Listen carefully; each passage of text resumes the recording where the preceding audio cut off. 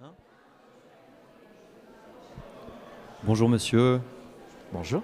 Alors tout d'abord, j'aimerais que vous vous présentiez. Quelle est votre expérience? Dans quelle structure travaillez-vous?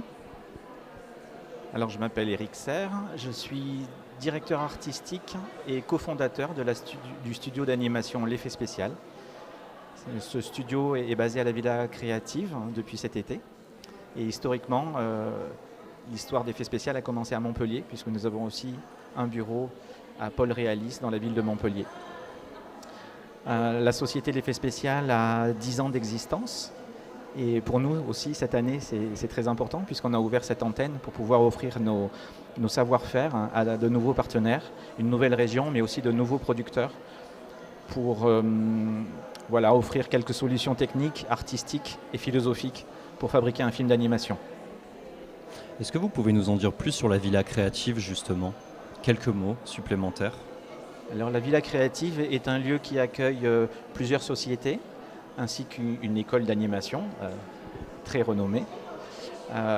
Les sociétés, pour l'instant, sont là depuis cet été. On n'a pas encore de projet commun, mais chacun travaille sur ses productions et j'espère qu'on arrivera aussi à pouvoir collaborer les uns avec les autres. C'est un lieu magnifique qui est propice à la création. Ça, on l'a ressenti vraiment, même quand c'était en travaux. On a été séduit par le lieu, par la ville. Mais l'ambiance de travail est aussi très agréable et nous sommes en train de développer avec beaucoup de plaisir 3 films en fait à l'intérieur de notre petite unité. Donc c'est un lieu vraiment qui encourage la création et le partage. Parmi tous les métiers qu'il y a dans cette niche de l'audiovisuel, quels sont les postes qui recrutent concrètement et que faut-il être finalement? Quel est le savoir-être en fait finalement de cette profession? Alors je pense que chaque studio a des besoins récurrents et des besoins spécifiques. L'Effet Spécial, c'est un studio d'animation scope. Donc on va dire déjà nos collaborateurs et collaboratrices à terme deviennent sociétaires de la société puisque c'est une société coopérative. Donc déjà, les artistes qui peuvent travailler avec nous peuvent devenir aussi acteurs de la société. Donc il faut déjà que cette philosophie corresponde à l'envie de travailler. Ensuite, après, on développe des projets qui sont, à mon sens, de valeur artistique et technique, puisqu'on destine notre travail aux films d'art et d'essai, aux longs métrages essentiellement, ainsi qu'aux films de médiation. Donc pour les musées, pour les unités de recherche. Donc c'est une manière de faire un peu particulière. Ce n'est pas les grands films à gros effets spéciaux, ni une imitation du réel avec de la 3D réaliste. C'est quelque chose de plus illustratif, destiné plutôt à un public assez jeune ou adulte. Donc c'est vraiment une qualification d'œuvre un peu particulière aussi. On cherche des graphistes, on cherche des animateurs, des animatrices. On cherche aussi des développeurs, puisqu'on fait de la R&D au sein du studio, de la recherche et développement, autour du logiciel libre, entre autres Blender. Donc notre philosophie au sein de la société coopérative, c'est aussi de partager nos outils, de les développer, de créer notre appareil de travail.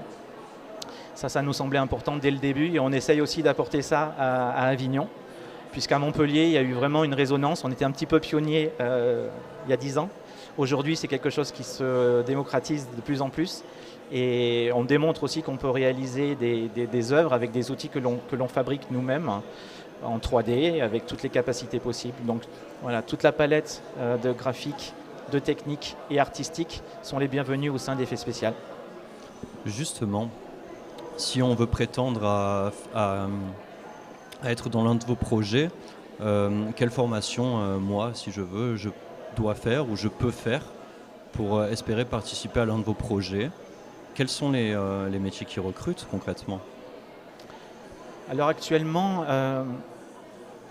je pense qu'on a un besoin d'auteurs-réalisateurs, auteurs-réalisatrices bien sûr, pour pouvoir développer des univers graphiques. On se rend compte, par exemple, ce besoin s'est fait sentir à Montpellier. On a plus de techniciens et un peu moins d'auteurs. Ici, on ne connaît pas peut-être encore tout le tissu créatif qui existe, mais on est en recherche de ça pour pouvoir réaliser des films de médiation, en tout cas de qualité, avec un univers et Voilà, un apport artistique important. Une formation généralement d'école d'animation ou à la faculté. La faculté, la proximité avec l'université Hannah Arendt est pour moi un argument très fort de notre venue ici. Les grandes écoles d'animation, mais les plus petites aussi, sont le bienvenu. Il faut quand même avoir un bagage technique pour pouvoir intégrer des équipes de production, puisqu'il faut réagir vite, il faut comprendre vite la demande et pouvoir réaliser. Donc ça, c'est nécessaire a priori.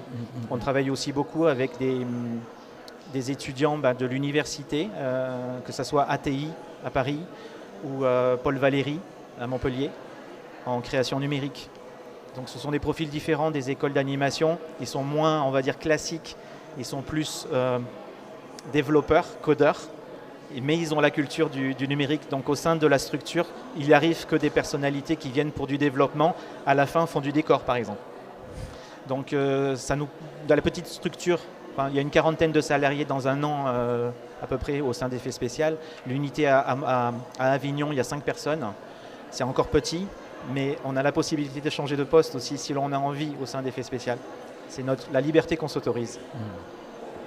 En vue de votre expérience, quel conseil vous pourrez donner à une personne qui désire justement vivre de l'audiovisuel ou en tout cas poursuivre des études dans cette niche?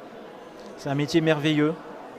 Donc déjà, j'encourage à ceux qui ont la volonté et l'envie de faire est principal. La capacité technique, elle s'acquiert. Par contre, la personnalité, avoir des choses à dire, ça tient de la personne. Donc faire ce métier, il faut être capable d'apprendre des techniques et sans cesse apprendre en fait. Donc ça, c'est une capacité de curiosité qu'il faut avoir pour pouvoir avoir le plaisir continu au fur et à mesure des années que l'on professe.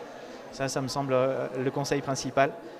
Ensuite, après, être ouvert à toutes les aventures quelque part.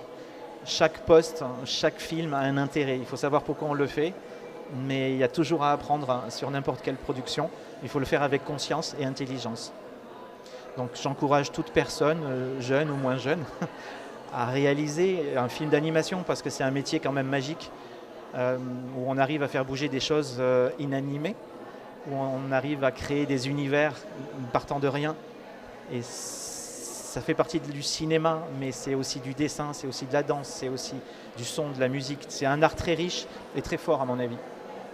Ma formation personnelle donc, a été les Beaux-Arts et les Gobelins. C'est un parcours, mais avoir l'art et la technique, je le conseille aussi parce que ça permet de garder un regard toujours objectif sur ce qu'on fait. Nous créons, nous sommes des artisans et nous offrons un point de vue à un public qu'il ne faut jamais oublier. Merci beaucoup, monsieur, pour toutes ces réponses. Merci beaucoup. Merci.